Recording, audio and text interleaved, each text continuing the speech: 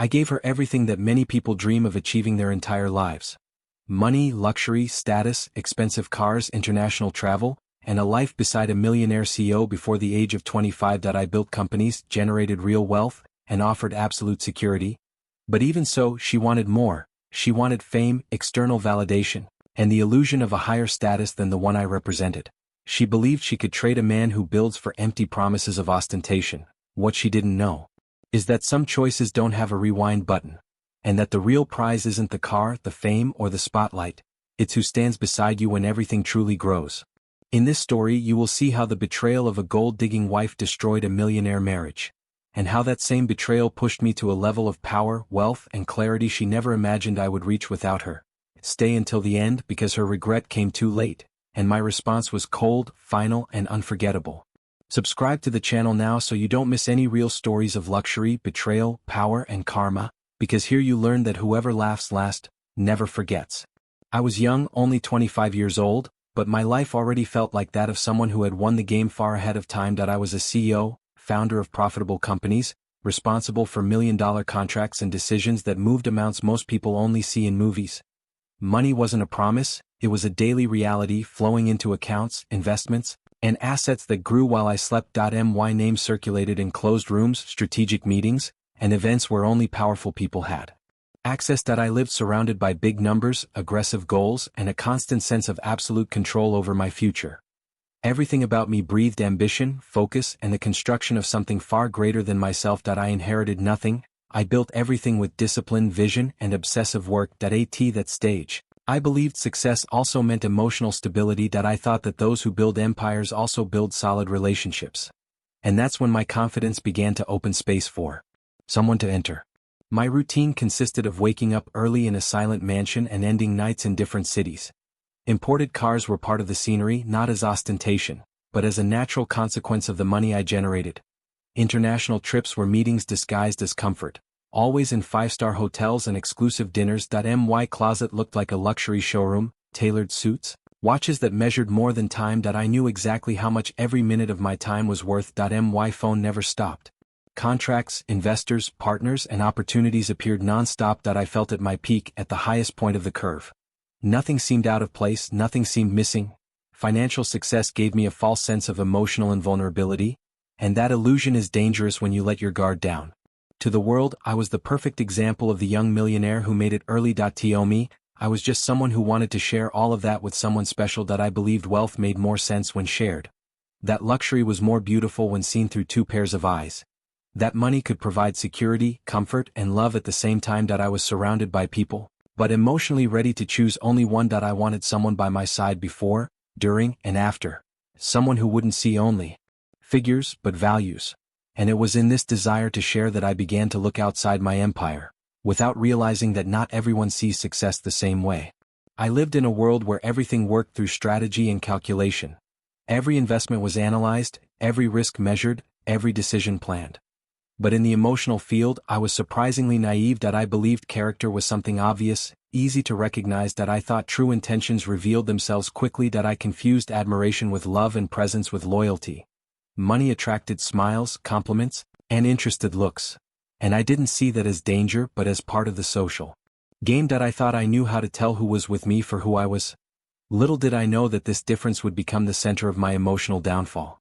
At that time, I lived surrounded by extreme luxury without even noticing its impact anymore. Mansions stopped impressing, cars stopped exciting me. What moved me was growth, not appearance. While many sought status, I sought scale, assets, and longevity. I talked about companies, valuation, expansion, and international markets. But the world around me heard fame, power, and easy money. That difference in vision creates silent gaps. Gaps you don't see until someone slips into them. I was at the top, confident and open. And that was exactly when everything began to change. I never imagined that the peak could also be a blind spot. The higher you are, the less you expect to be pushed. I believed I had control over everything, including the people around me. I trusted too much in the image I projected, and too little in what others truly desired. Success shielded me financially but exposed me emotionally. And that creates a silent vulnerability. A vulnerability disguised as stability. I didn't see threats, I saw opportunities. Even in relationships. It was in this context of power, money, and security that she entered my life. She seemed to admire who I was, Not just what I had, or at least that's what I believed at the time. She looked at me like someone seeing a promising future that I saw in her, someone who could walk by my side. Someone who would understand the weight of my responsibilities. Someone who could live in my world without getting lost in it, that I didn't suspect anything, I didn't question intentions. Because when everything seems perfect, no one looks for cracks. And that's how the story truly began. I was at my peak, but I didn't yet know the price of it. Success put me in the spotlight and opened dangerous doors. Not everyone who comes close wants to build. Some just want to benefit. Others want to compare, compete, or replace. That I hadn't learned that difference yet, that I was about to discover that luxury also attracts illusions. And that not every presence is a synonym for partnership. The next chapter of my life would begin with a beautiful smile. And a trust one should never have given so easily. I met my wife at a time when my life seemed completely organized, balanced, and under control. She appeared as someone who seemed to understand my pace, my world, and the weight of my responsibilities as a CEO. She was beautiful, elegant, always well-dressed, with a presence that drew attention without needing to force it. She knew how to carry herself in sophisticated environments, spoke well, had charm, and very refined social intelligence. When she spoke, she seemed to truly listen, and that won me over more than any appearance. That I saw in her someone who could walk by my side at the top.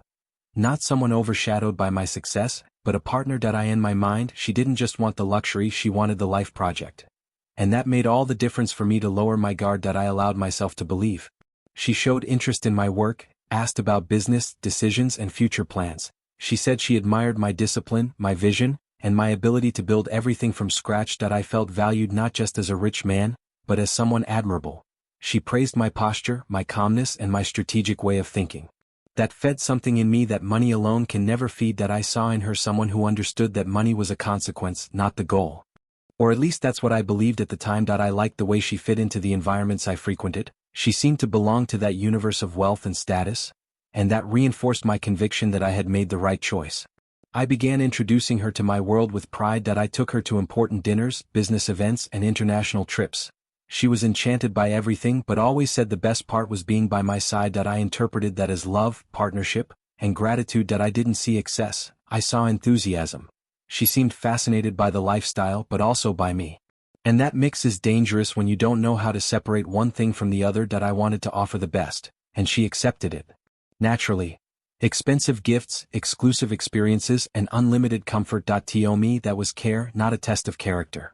Over time, I kept raising the level of what I offered, not out of pressure but out of pleasure in providing. That I liked seeing her well-dressed, happy, comfortable, and admired.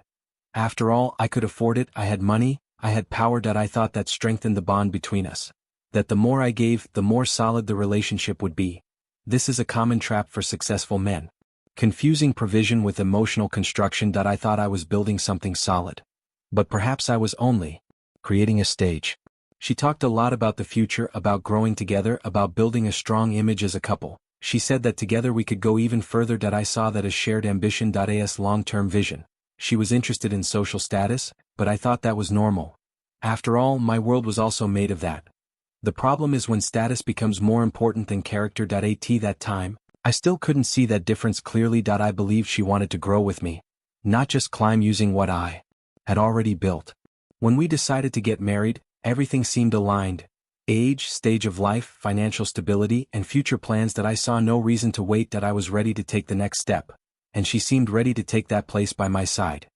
Marriage, to me, was the consolidation of everything. A symbol of trust, commitment, and partnership. That I thought I was choosing someone to share the top with. Little did I know that not everyone wants to stay there when the view changes. And that's where the facade began to take shape. I was convinced that I had found the ideal woman. Beautiful, present, admiring, and apparently loyal, she fit perfectly into the narrative of the successful young millionaire CEO. We were the couple everyone admired. And that reinforced my certainty even more. When everyone approves, you rarely question. I saw no warning signs, only confirmations that I was too confident to doubt. And too comfortable to investigate. The next step felt completely natural. I didn't realize that little by little admiration was turning into expectation. Expectation for more luxury, more visibility, and more external validation. I still didn't see this as a problem. I believed love also adapted to growth. But not everyone grows for the same reason. Some grow to build, others grow to appear, and that difference starts small, almost invisible, until it becomes impossible to ignore. And that would begin to reveal itself very soon. I entered that marriage believing I was sealing a partnership. Believing I had chosen someone to face highs and lows with me, that I was convinced that love and wealth could walk together. And that money would not corrupt what was real, that I didn't imagine that luxury can also reveal hidden desires. Desires that don't appear when everything is still a promise.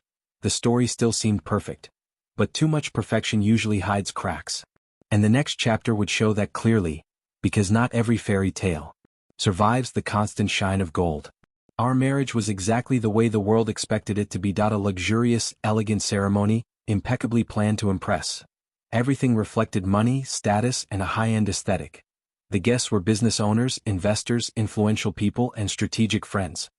The photos looked like magazine covers, full of smiles and shine. That I looked at all of that with pride. To me, it symbolized achievement, stability, and complete success. That I believed I was living the most solid phase of my life. Everything seemed too aligned to go wrong, and that made me comfortable. The parties that came after the wedding only reinforced that image: sophisticated events, expensive dinners, and trips to exclusive destinations. She stood out in every environment, always well-dressed, confident, and admired. That I liked seeing how she drew attention.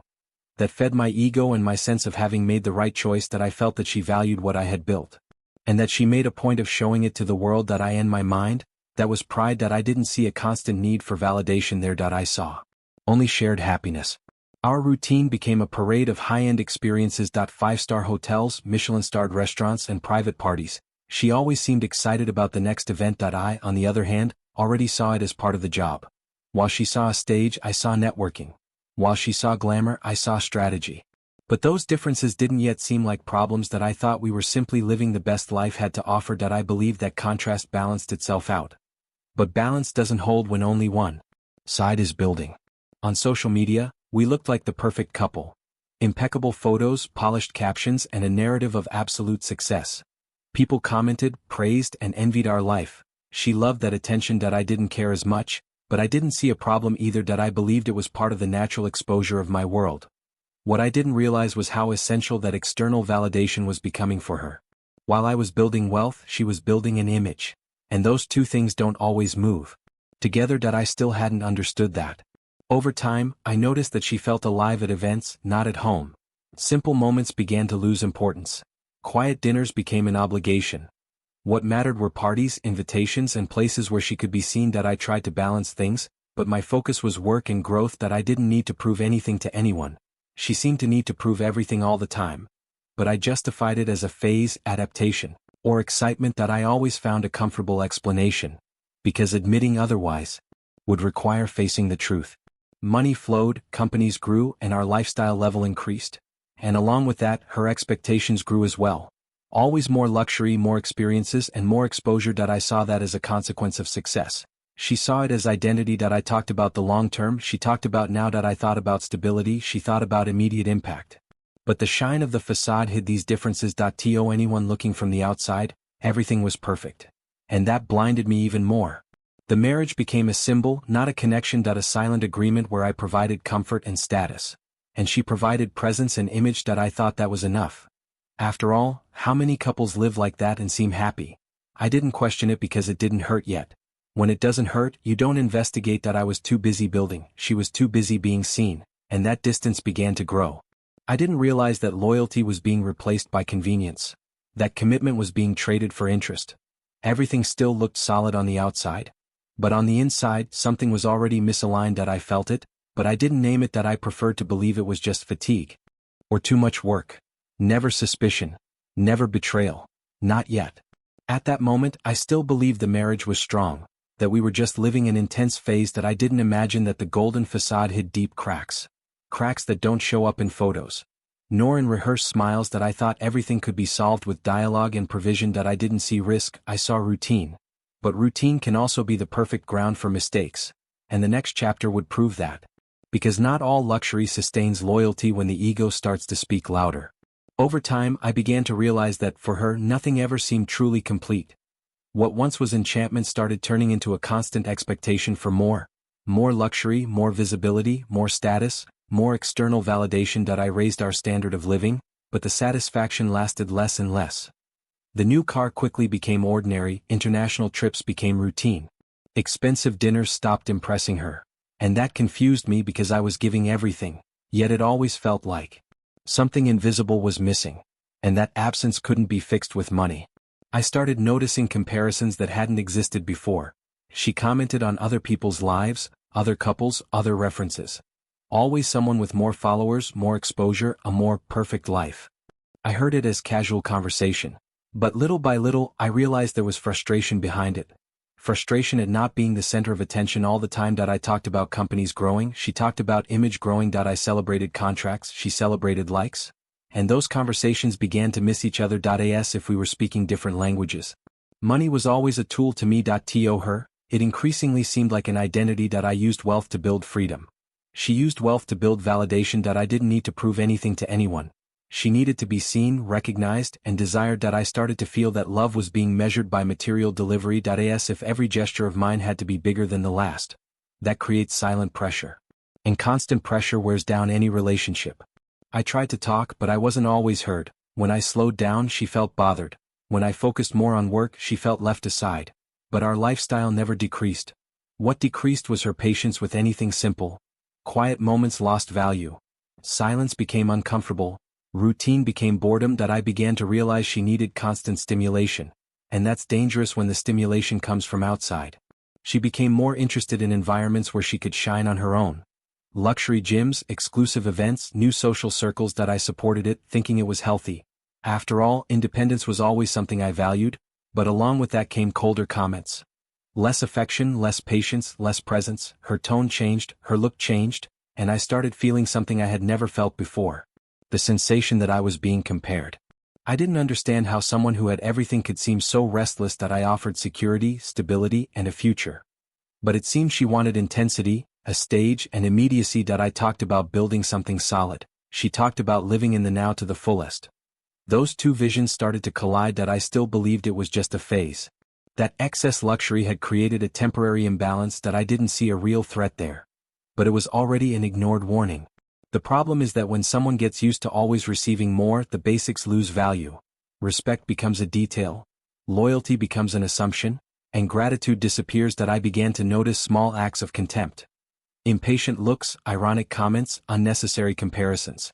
Nothing explicit, nothing scandalous, but all cumulative, all silent, all preparing the ground for something bigger. I still believed everything could be solved with dialogue and adjustment. After all, I solved complex problems every day in business. Why wouldn't I solve this too? But relationships don't work like spreadsheets.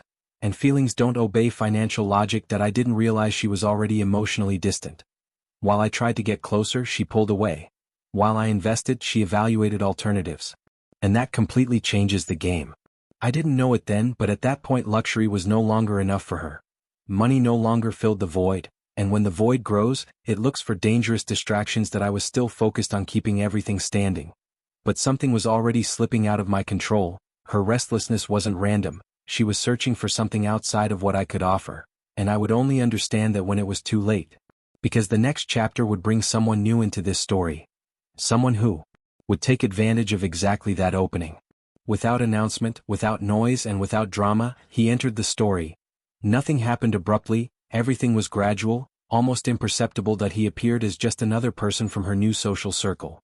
Someone who moved through the same luxury environments, exclusive gyms, and private events. He had an impeccable appearance, a well-built body, and a confident presence. He spoke well, sold himself even better, and knew exactly how to draw attention. He was the kind of man who lives off image, not construction. While I talked about companies and strategies, he talked about lifestyle. While I built real wealth, he flaunted promises. And she began to listen. He represented everything I was not at that moment. Always available, always complimenting, always validating. No real responsibilities, no heavy decisions, no pressure. While I dealt with million-dollar contracts and complex problems, he dealt with likes, followers, and instant attention. He was light, fun, and always present. For someone who was bored with stability, that is dangerous. He didn't offer a future. But he offered immediate emotion, and that began to fill the void I ignored. At first, she talked about him casually. As if he were just someone interesting from the new environment. I saw no threat, just another face in the crowd. I trusted my position too much. In my mind, I was irreplaceable. CEO, millionaire, provider, stable and respected. I couldn't imagine anyone competing with me. But I was looking at it from the wrong angle. She wasn't comparing men. She was comparing sensations. He knew exactly how to position himself that he never confronted me directly, that he never crossed visible boundaries. Always polite, always pleasant, always present. But he planted ideas subtly, that he talked about freedom, about living in the moment, about enjoying the now, that he spoke of fame, recognition, and being seen. Everything she was already seeking internally. While I talked about patience and the long term, that he talked about immediate pleasure. I began to notice changes in her behavior. More time away from home. More vague excuses. More silence when I arrived. Less interest in my achievements, fewer questions, less curiosity, that I still thought it was just a phase. Never distrust. Never real suspicion. Because when you trust, you ignore clear signs. She started getting dressed up more to go out without me. Caring more about her own image than about the relationship, that I complimented her, thinking I was encouraging self-esteem. Little did I know I was validating a growing distance. She no longer shared everything with me. Some conversations became too private. Some laughter no longer included me, and I began to feel that something was happening beyond my reach. But still without proof. Just an uncomfortable feeling. Meanwhile, I kept building. New contracts, new markets, more money coming in. My focus was on expanding my empire even further, that I believed success would solve any emotional noise. But success doesn't compete with a wounded ego. Nor with the desire for constant validation. She was growing more distant. And he was growing closer, that a silent movement, almost invisible, but extremely dangerous. I didn't know it, but at that moment the betrayal was already being built. Not through a direct act, but through small concessions, extended conversations, silent comparisons, misplaced admiration. She still came home with me, but emotionally she was no longer there, and when someone leaves emotionally, the physical is only a matter of time. That I still trusted, and that trust would be the fuel for my fall. I still believed everything could be resolved with dialogue, that it was enough to adjust the routine, travel more, please more. That I didn't realize the problem wasn't quantity, that it was direction. She no longer wanted to grow with me, she wanted to be seen without me, and he represented exactly that. A convenient escape, a mirror for vanity. And the next chapter would show how I would finally begin to realize it. The signs started small, almost too polite to draw attention. Shorter replies, less genuine interest in my day, less emotional presence. That I talked about business, numbers, important decisions, and she seemed distant. That it wasn't rudeness, it was indifference. And indifference hurts more than a direct attack. That I tried to compensate with more care, more comfort, more money invested in the relationship. That I believed that would solve any friction. But without realizing it, I was paying to maintain something that was already emptying out. Even so, I kept insisting, because giving up has never been part of who I am. She began to criticize things she once admired in me. My focus on work started to be seen as coldness. My discipline turned into absence. My ambition became obsession. Everything that had built me as a man and a CEO now seemed like a problem. I listened, reflected, and tried to adjust. I reduced travel, changed schedules, created more space. But nothing ever seemed enough. There was always something more to be demanded, and that started to exhaust me silently. I noticed she was more excited to go out than to come home. More enthusiastic about external invitations than about moments together. Her phone became an extension of her hand. Hidden messages, loose laughter, diverted attention. I saw it, but I didn't confront it. Part of me didn't want to believe it. Another part thought questioning it would be insecurity, and successful men avoid appearing insecure. That was a costly mistake. Because too much silence is also permission. The comparisons became more frequent. Stories of famous couples, influencers, people always traveling and being seen. She spoke as someone who admired, but also as someone who desired. I didn't fit into that narrative. My world was solid, discreet, and strategic. Hers seemed increasingly performative. I thought it was just the influence of the environment. I never imagined it was a preview of a choice. I still believed I was in control. When, in reality, I was already being left behind. I started to feel a discomfort that didn't match who I was. I had always been confident, secure, centered. But something there didn't fit. I came home and felt a strange emptiness. It wasn't physical loneliness, it was emotional disconnection. She was there, but not with me. I tried to start conversations, create moments. She participated, but without engagement, like someone just showing up. And that hurts more than total absence. Even so, I rationalized everything. I told myself that every marriage goes through phases. That too much work creates distance. That luxury can become tiring. I always found a logical explanation. After all, logic had always solved my problems, but feelings don't follow business logic. They follow need, ego, and desire, and that was what I was ignoring. Because admitting it would require facing something I didn't want to see. There were moments when I almost asked directly, almost confronted her, almost questioned strange behaviors, but I always postponed it, that I didn't want to create conflict without proof, that I didn't want to seem controlling, that I didn't want to break the image of balance I had always had, that I preferred to believe I was exaggerating. That kind of self-deception is comfortable, until it becomes unsustainable. What I didn't realize is that ignored signs accumulate, and when they accumulate they become certainty. She no longer looked at me the same way, the spark wasn't there, the admiration had shifted direction, that I was still trying to fix something. While she was already experimenting with another reality, that I was still investing, she was already comparing, and the truth was about to appear in a cold and inevitable way. I was still sleeping beside her without imagining what was happening beyond that space, still trusting what we had built, still believing everything could be adjusted. But things were happening beyond my sight, conversations I didn't hear, meetings I didn't see, decisions being made in silence, that I was about to discover that ignoring signs doesn't make them disappear, that it only postpones the impact. And the next chapter would be the shock I never expected to live. The discovery didn't come with shouting, scandals, or dramatic scenes, that it came in the cruelest way possible, in silence, that a detail out of place, information that didn't add up, a pattern that finally closed, that I remember the exact moment when everything made sense at once. There was no emotional explosion, there was clarity, that a heavy, cold, and definitive clarity, that I understood that I was being betrayed while financing the luxury of the very lie. And that realization hurts more than any argument, because it leaves no room for doubt, only for acceptance. I didn't confront her immediately, that I needed a few days to observe with surgical attention, that I started analyzing schedules, behaviors, speeches, and inconsistencies. The businessman in me took control, that I had already learned that important decisions should not be made on impulse. And that was the most important decision of my personal life, that I realized she withdrew emotionally before withdrawing physically. That the betrayal began long before the act itself, that it began when admiration shifted direction. And that became impossible to deny. Each new confirmation came like a silent blow. No theatrical shock, just a sequence of uncomfortable truths, deleted conversations, poorly told stories, behaviors that now made sense. Everything fit together with cruel precision, that I was being replaced not by someone better, but by someone more convenient at that moment. And that wounds any man's ego. Even a millionaire, successful man. What struck me the most wasn't the betrayal itself, that it was realizing that she didn't seem to fight against it. There was no visible guilt. There was no apparent inner conflict, that it was as if the choice had already been made. And I simply hadn't been informed yet, that I realized I was living in a relationship where loyalty had already ended, that I was the last to know. And that realization changes something deep inside you. Because it breaks something fundamental. I felt deceived but not humiliated. Not yet, that I maintained my posture, control, and silence, that I didn't want to give her the spectacle she might have expected, that I didn't want to beg, argue, or try to convince her. My pride and clarity wouldn't allow that, I needed to understand how far it went. And most importantly, what I would do next, because at that point, going back no longer seemed like an option. But leaving also required strategy. I began to see the relationship from the outside, like someone analyzing a business about to fail, without emotional attachment, just facts.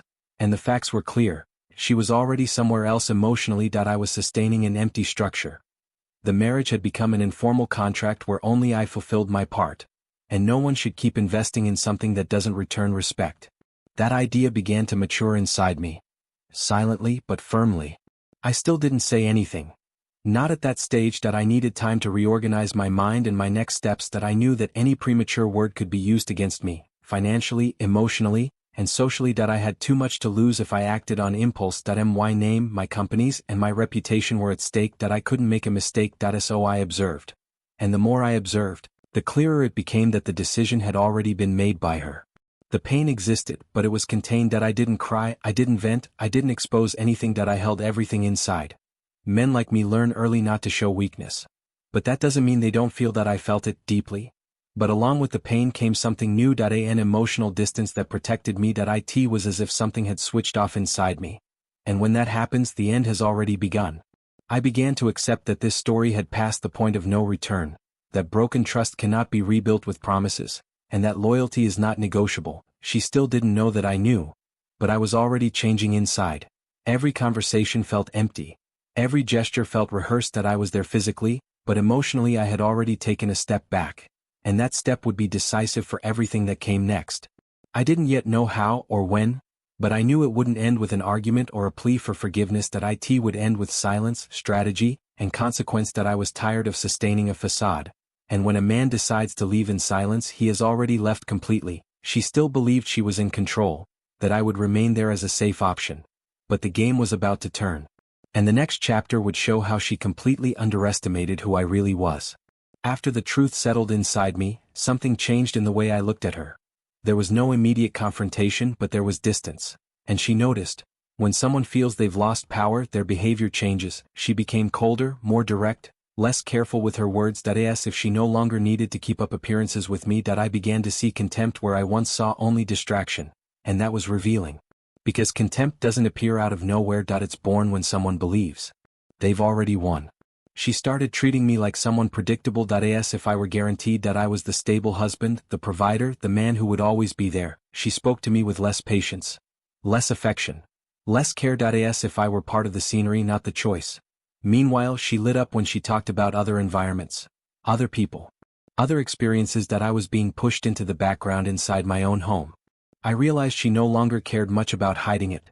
Small comments loaded with irony began to surface, veiled comparisons, subtle suggestions that I was stuck in time, that I wasn't enjoying life the way I should. She spoke like someone who had already made an internal decision, and that hurt more than any concrete proof, because it showed that respect was gone, and without respect there is no possible relationship.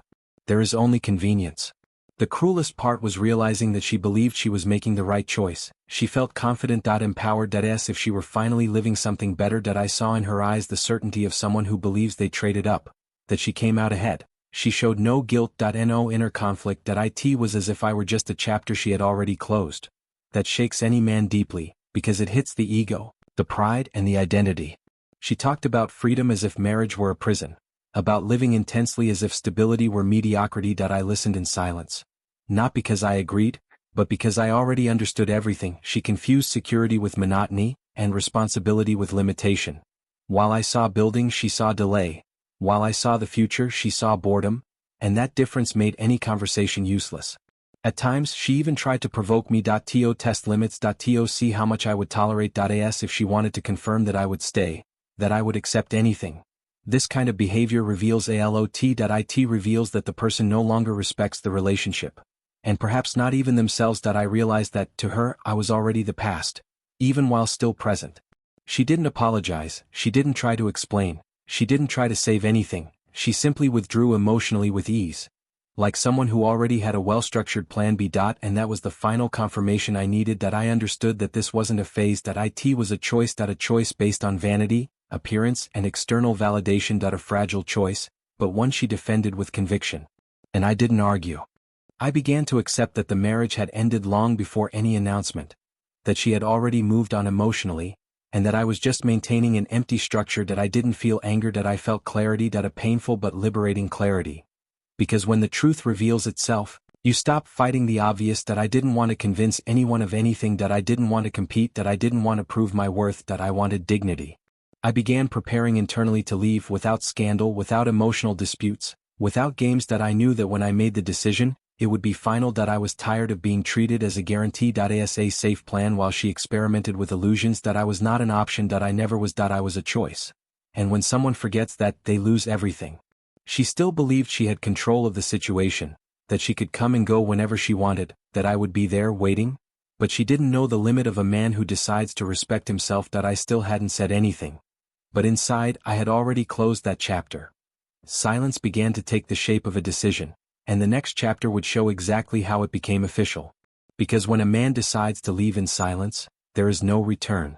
The decision didn't come on a night of anger, nor after an argument. It came in silence, matured and irreversible. I reached a point where I understood that staying there meant disrespecting myself. And I never built everything I built to accept less than I deserved. I didn't announce anything. I didn't threaten. I simply began to act. The way I do with any important decision in my life, with coldness, strategy, and long-term vision. Because dignity also requires method. I sought legal guidance discreetly. I reviewed contracts, assets, companies, and financial structures. I protected my assets, my name, and everything it took me years to build. Nothing was done in haste. Every step was calculated. I didn't want unnecessary conflict. I wanted to close a chapter without noise. While she believed she still had control, I was already preparing the final period. And that gave me back a sense of power I had lost. At home, my behavior changed that I became more distant, more neutral, more reserved. Not out of revenge, but out of clarity. When you understand that something is over, you stop investing emotionally. That I no longer tried to please, that I no longer compensated, that I no longer explained, that I did the basics with politeness and respect. And that began to bother her more than any argument ever could. She noticed that something was different. She tried to start conversations, provoke, test limits. But I no longer reacted the way I used to. I didn't argue, that I didn't give in, that I didn't debate. Silence is disturbing when someone expects emotional control. That I was emotionally disconnected. And that completely changes the power dynamic. For the first time, she began to feel insecure. I chose the right moment. No audience. No drama. No spectacle. That I said only what was necessary. That the relationship no longer made sense to me, that I had lost trust, and that I do not negotiate loyalty. There were no raised voices, there were no immediate tears, there was surprise, because she didn't expect that from me. I was direct, calm and firm. No long accusations. No emotional justifications. Clarity is more unsettling than anger. I didn't ask for anything. I simply informed her. Like ending a contract that no longer works, she tried to minimize it, deflect, relativize. But I was already past that stage. When someone decides to leave in silence, no argument can hold them back. The divorce was initiated cleanly. No public fights. No unnecessary exposure. I didn't want to humiliate her. I wanted to free myself. Each document signed brought me more peace. Not immediate relief, but clarity. I was closing a chapter that no longer represented me, and protecting everything I had built through effort, that gave me back control over my own story. She began to show restlessness. It wasn't regret. It was the loss of security. She realized the ground was shifting, that the safe plan was disappearing.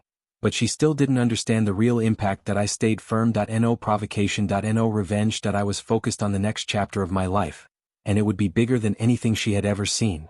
When I closed the door on that marriage, something opened inside me. A mental space I hadn't had in a long time. I felt lighter.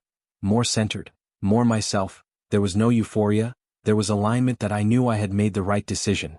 Even without knowing exactly what would come next. But one thing was certain. I would not go back. And the next chapter would show what happens when a wounded man chooses to grow instead of destroying himself. After the divorce, I didn't fall, I went silent. While many expected me to isolate myself or lose focus, I did the opposite. I turned pain into discipline and silence into strategy. I dove even deeper into work. But now with a different kind of clarity. No emotional noise. No distractions, no external expectations. My mind was clear for big decisions. And big decisions always attract big results. I knew that phase would define the next level of my life. It wasn't just about making more money. It was about proving something to myself. New business opportunities began to appear almost naturally. International partnerships, strategic investors, projects I had previously postponed. I started seeing opportunities where I once saw only risk. My posture changed. My confidence became colder and more precise. I no longer needed to please anyone outside the market. My focus was growth, scale and legacy. The companies began generating even higher revenue. Bigger contracts, more aggressive numbers, real expansion. While many talked about appearance, I talked about results, and the market always responds to those who deliver real value. My routine changed completely. More work trips, more high-level meetings, fewer social distractions. I began frequenting even more exclusive environments. Rooms where million-dollar decisions were made in minutes. People who spoke the same language as me. Capital, strategy, power, and long-term vision. I was in the right place with the right people. And that accelerated everything. My financial life entered a new level. A level she never imagined I would reach without her. Luxury was still present, but now with a different meaning. It was no longer a showcase, it was a consequence.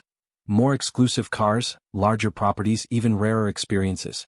But none of that defined me. What defined me was the freedom to choose. I chose where to be, who to be with, and for how long. Money gave me that.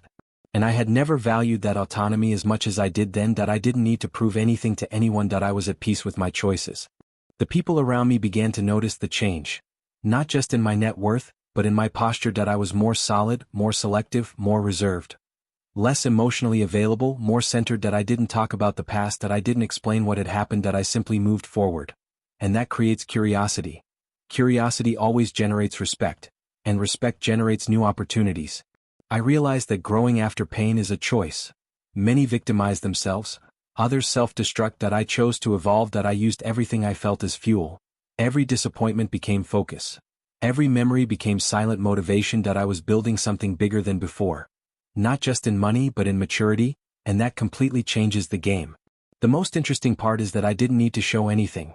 Success speaks for itself. It appears in the numbers, the achievements, the invitations that I started receiving offers that once felt distant. My name gained even more weight in the market. My reputation strengthened.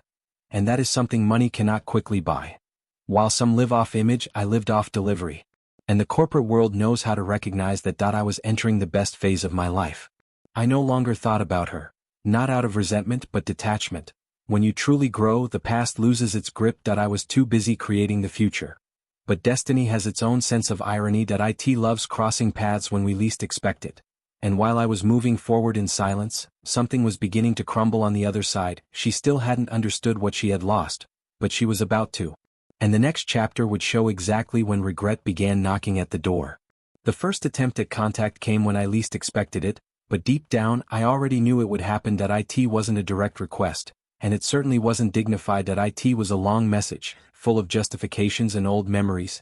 She wrote as if time could be rewound. As if everything she had done were just a small mistake. I read every word calmly, without rush, without emotion. At the same time, I was sitting in an international meeting room, discussing multi-million-dollar contracts. She was trying to recover something that no longer existed. That contrast showed me how far apart our realities had become. I was building the future. She was trapped in the past. She said she missed me, but I knew exactly what she truly missed. It wasn't the man, it was the life. It wasn't the partnership, it was the comfort. It wasn't love, it was status. She missed the international trips, the designer clothes, the gala events. She missed being introduced as the wife of the millionaire CEO. She missed the automatic respect that money brings. I could tell by the way she wrote. Always mentioning everything we had lost materially, almost nothing about loyalty, almost nothing about character. She said things hadn't turned out the way she imagined, that fame was unstable, that glamour was borrowed, that promises were empty. The man she chose offered no real security. No future. No stability. Everything was appearance, everything was momentary, and when the shine faded, she was left alone, without emotional protection, without financial structure.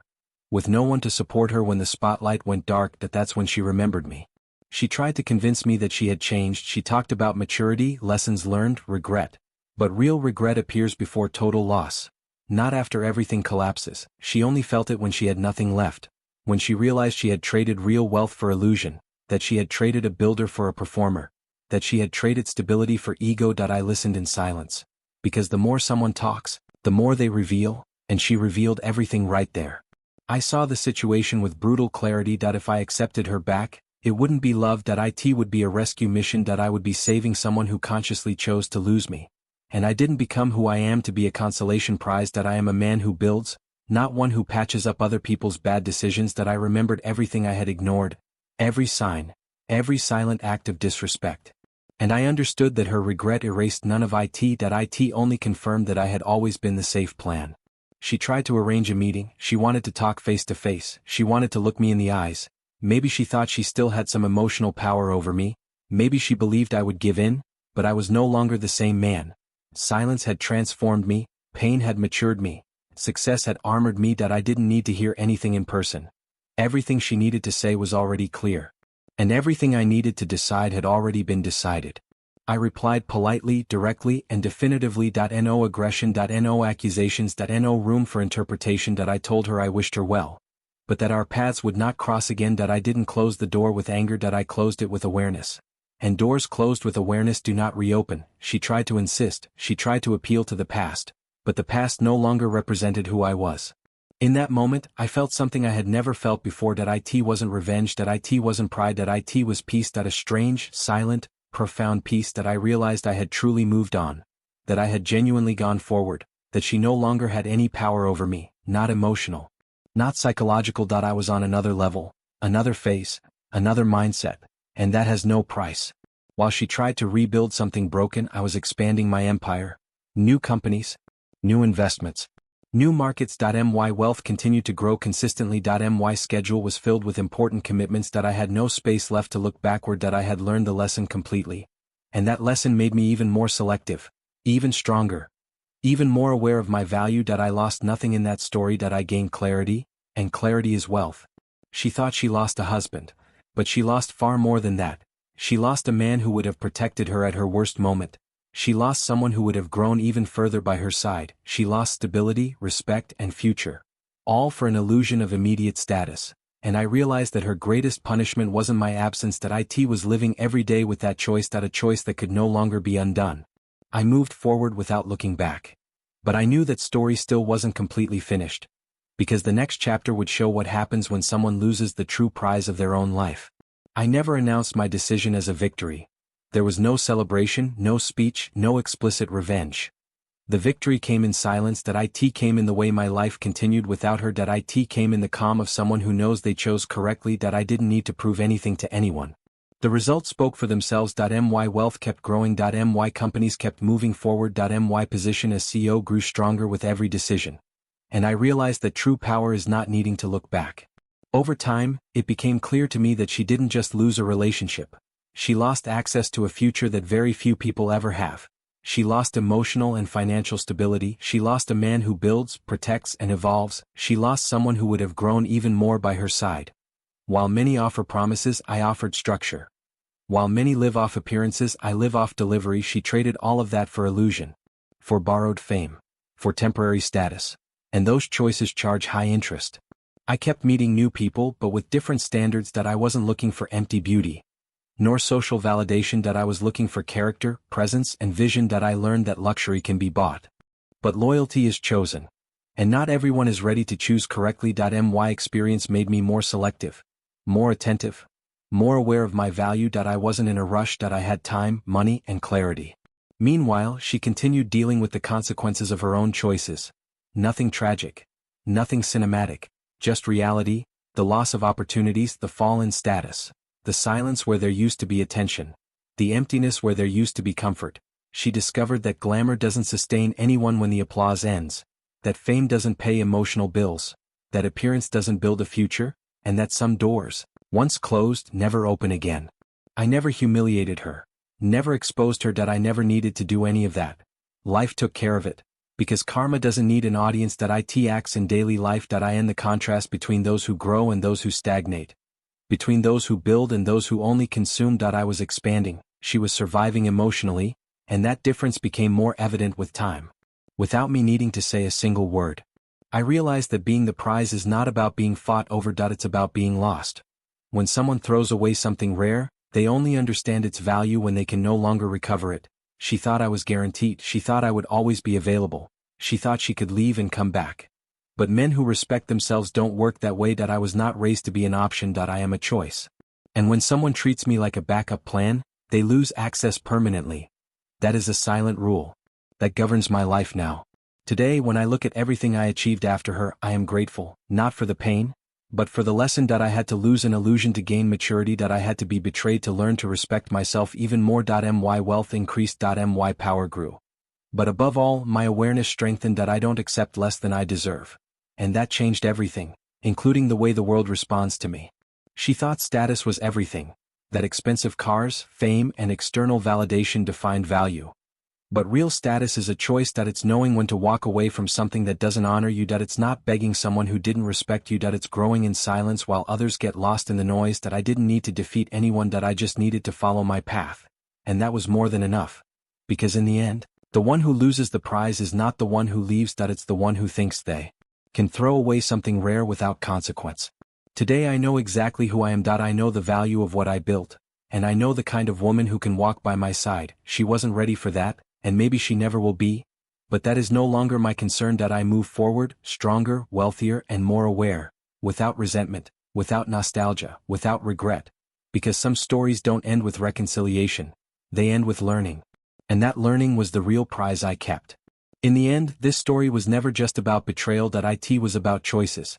About confusing luxury with value, status with character, and appearance with a future. I moved on not because I became colder, but because I learned to respect myself.